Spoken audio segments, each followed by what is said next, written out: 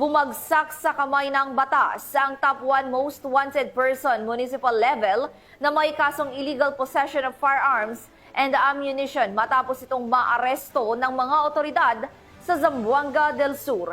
Yan ang tinutukan ni Patrolwoman Joyce Abiog.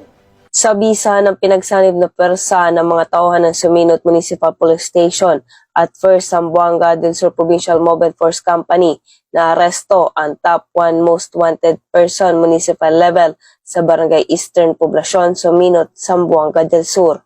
Kinilala ng mga otoridad ang isang 20 anyos na lalaki at residente ng Barangay Upper Sikpaw, Suminot, Zamboanga del Sur.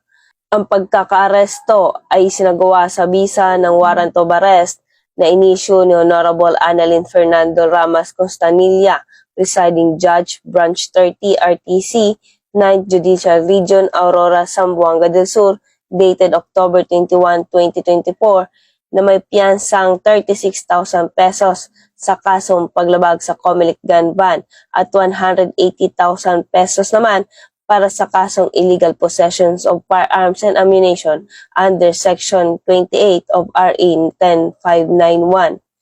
Sa ngayon, ang nasabing suspect ay nasa kustudiya na ng Suminot MPS para sa tamang disposisyon. Mula rito sa Zamboanga Peninsula, ako ang inyong PNN correspondent, Patrolwoman Joyce Abiog, alagad ng batas, tagataguyod ng Balitang Pulis.